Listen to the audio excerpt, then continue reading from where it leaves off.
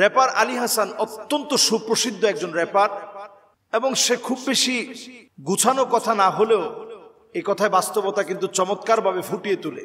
যদিও অনেক জায়গায় অনেক অসঙ্গতি আছে, অথবা একেবারে বাচ্চা কাচ্চা একসাথে বসে শোনার মতো হয় না, তারপরেও তার যে সমাজের বাস্তবতার চিত্রগুলো যেভাবে তুলে ধরেছে, বাস্তব চিত্রগুলো ফুটিয়ে তুলেছে, এই বিষয়টা প্রথমেই অনেকে তার প্রশংসা করেছে। আমি তার যেই জায়গাটা বলতে চাই সেই জায়গাটা হচ্ছে সে নেক্সাস টেলিভিশনের একটা ইন্টারভিউতে এসে সেই ইন্টারভিউতে সে পরিষ্কারভাবে বলেছে যে গান বাজনা এটা হারাম, এটা আমি জানি। তো যিনি আরজে কিবরিয়া, আমার অত্যন্ত মহব্বতের মানুষ, তিনিও আমাকে খুব ভালোবাসেন। তো আরজে কিবরিয়া ভাই তিনি প্রশ্ন করলেন যে গান বাজনা হারাম, এবং সে একেবারে স্বতঃস্ফূর্ত বলছে যে হ্যাঁ এটা হারাম, এটা আমি অন্যান্য কোনো গায়কের মতো বলবো না যে গান বাজনা হালাল, এটা হারাম। হারাম তো হারামি, এটা স্পষ্ট, হারাম তো হারামি। সে হয়তো জানে না সে যে কথাটা বলছে কত দামি কথা বলছে। হারাম তো হারামি, হারাম স্পষ্ট। আপনি তার শব্দ চয়নগুলো লক্ষ্য করবেন, এটা হাদিসের শব্দ চয়ন। রাসূলুল্লাহ সাল্লাল্লাহু আলাইহি সাল্লাম হাদিসের মধ্যে বলেছেন, সহিহ বুখারীতে হাদিস আসছে, সহিহ মুসলিমে হাদিস আসছে, আল লুলুল মারজান ফি মাত্তাফাকা আলাইহি শাইখানের মধ্যে একই হাদিস আসছে, আল হালালু বাইয়িন ওয়াল হারামু বাইয়িন ওয়া উমুরুহা মুশতাবিহাত আও মুতাশাবিহাত। আল হালালু বাইয়িন ওয়াল হারামু বাইয়িন। হালাল সুস্পষ্ট, আবার হারামটাও সুস্পষ্ট। তো সে সেই কথাই বলছে যে হারামটা একেবারে স্পষ্ট। গান বাজনা হারাম, এটা কোনোভাবে আমি এটাকে হালাল মনে করি না। তো আরজে কিবরিয়া উনি প্রশ্ন করার আগেই সে নিজে উত্তর দিচ্ছে, যেহেতু এটা হারাম, এই টাকা দিয়ে আমি বাজারঘাট করি না, আমি বাজার করি আমার হালাল উপার্জন দিয়ে।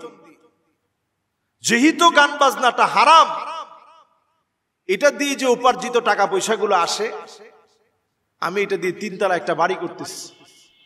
তো এই জায়গায় ওনাকে আমি প্রথমে প্রশংসা করার পর এই জায়গায় বলবো যে ভাই, কাসবুর রাজুলি বিয়াদিহি, হাত দ্বারা উপার্জিত টাকা, যেটা আপনি ব্যবসা বাণিজ্য করে ইনকাম করছেন, আপনি নিজেও বলেছেন যেটা দিয়ে আপনি বাজার করতে চান যে হালাল আমি খাবো, শুধুমাত্র আপনি হালাল খেলেন, বাসস্থানটা আপনি গড়লেন হারাম টাকা দিয়ে, আপনি হারামের মধ্যেই পড়ে যাচ্ছেন। এরপরে প্রশংসা করব ওই জায়গায় তিনি বলেছেন যে বেশি দিন আমি এই গান বাজনার মতো হারাম কাজ করতে চাই না, আর কয়েকটা সমাজের অসঙ্গতি নিয়ে আমার লেখা কিছু কাজ আছে, এগুলো করে আমি ছেড়ে দিব। কারণ আমার স্ত্রী মাদ্রাসায় পড়ুয়া, আমার আব্বাও দিন মেনটেন করে, দিন মেনে চলে, নামাজি মানুষ, আমাকে প্রতিনিয়ত এগুলো বলে যে তুমি এগুলো ছেড়ে দাও। আমি এই প্রথম একজন গায়ককে দেখলাম যে গায়ক অকপটে স্বীকার করছে যে এটা হারাম।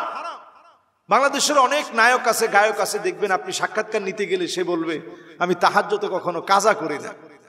উনি তাহাজ্জুদ পড়েন, যদি প্রশ্ন করা হয় আপনি তাহাজ্জুদ পড়েন, আপনার কর্মকাণ্ডের সাথে তাহাজ্জুদ তো বেমানান হয়ে যাচ্ছে, তিনি বলবে এটা হচ্ছে আমার পেশা আর ওইটা হচ্ছে আমার নেশা, ইবাদত বন্দেগী, ওটা আমার নেশা, আখিরাতের জন্য আমি করছি।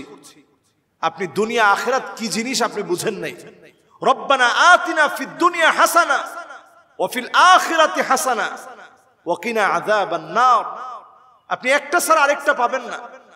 দুনিয়ার কল্যাণের পরে আখিরাতের কল্যাণ আসবে। আপনি দুনিয়ার কল্যাণ যদি না পান, আখিরাতের কল্যাণ কেমন করে আশা করবেন? দুনিয়ার জীবনে আপনি সাফল্য অর্জন করলেন, আখিরাতের জীবনে আপনি সফলতা অর্জন করলেন, আপনি সফল। জাহান্নামের আযাব থেকে আপনি মুক্তি পেলেন, আপনি সফল। সবচেয়ে বুদ্ধিমানদের দোয়া হচ্ছে রব্বানা আতিনা ফিদ দুনিয়া হাসানা ওয়া ফিল আখিরাতি হাসানা ওয়া কিনা আযাবান নার। আল্লাহ আপনি আমাকে দুনিয়ার কল্যাণ দান করেন, আখিরাতের কল্যাণ দান করেন, জাহান্নামের আগুন থেকে আল্লাহ আপনি আমাকে মুক্তি দান করেন। এটা সবচেয়ে বুদ্ধিমানদের দোয়া। সম্মানিত ভাইরা, এই জন্য আমরা যারা যেই কর্মে আছি, প্রত্যেকটা কর্ম, আপনি একজন ডাক্তার, আপনি একজন ইঞ্জিনিয়ার, আপনি একজন আলেম, আপনি একজন ব্যারিস্টার, আপনি যেই পদে আছেন, আপনি একজন টিচার, আপনি আপনার কাজটা মনোযোগের সঙ্গে করেন, নীতি নৈতিকতার সঙ্গে করেন, আপনি সওয়াবের অন্তর্ভুক্ত হবেন। আর যেই কাজ শুরু থেকে হারাম, মুকদ্দমাতুল হারামে হারামুন, সূচনা লগ্ন থেকে যেই কাজ হারাম, যেই কাজ মানুষকে ফাহেশার দিকে আহ্বান করে, অন্যায়ের দিকে মানুষকে ডাকে, এই কাজ আপনি নিজে যেমন ছেড়ে দিতে হবে, মানুষকেও সেই কাজ থেকে বিরত রাখতে হবে। এটা ইমানদার প্রত্যেকের দায়িত্ব। র্যাপার আলী হাসান ভাইকে আমি একথা পরিষ্কার বলতে চাই, আপনার গানের ভিতরে, আপনার গানগুলোর ভিতরে যেভাবে সমাজের অসঙ্গতি তুলে ধরা হয়েছে, সাথে যে মিউজিকগুলো রয়েছে, এই মিউজিকগুলোই আপনার এই সুন্দর কর্মকাণ্ড ধ্বংস করে দেওয়ার জন্য যথেষ্ট, আখিরাতের জীবন নষ্ট করে দেওয়ার জন্য যথেষ্ট। এজন্য আপনি যে সঠিক সিদ্ধান্ত নিয়েছেন, আপনাকে বলবো আপনি এগুলা বাদ দেওয়া দরকার নেই, মিউজিক বাদ দিয়ে বরং আপনি সমাজের অসঙ্গতিগুলো মিউজিক ছাড়া আপনি সুন্দর ভাষায় কয়েকজন মিলে, যেটা অনেকটা একটা রিদম তৈরি করবে, কয়েকজন মিলে যখন গাবে একটা রিদম তৈরি হবে, শুনতেও ভালো লাগবে, এই কর্মকাণ্ডগুলো আপনি চালিয়ে যান। আর পাশাপাশি ইসলামের জন্য আপনি কিছু কাজ করেন। আপনি একজন মুসলিম হিসেবে দায়িত্বশীল হয়ে যে কথা বলেছেন, তার দায়িত্বভার আপনি গ্রহণ করেন। আল্লাহ রাব্বুল আলামিনের কাছে আমার এই ভাইয়ের জন্য দোয়া করি, আল্লাহ রাব্বুল আলামিন উনার মধ্য দিয়ে আমাদের দেশের অনেক গায়ক আছে যারা ভালো ভালো কথা বলে, সুন্দর কথাগুলো বলে, তাদের ভিতরে আল্লাহ তাআলা এই চিন্তার উদ্রেক আল্লাহ রাব্বুল আলামিন তাদেরকেও দান করুক, তাদের চিন্তা চেতনার ভিতরে এই পরিবর্তন চলে আসুক, তারাও দ্বীনের দিকে চলে আসুক। আল্লাহ তাআলা তৌফিক দান করুক।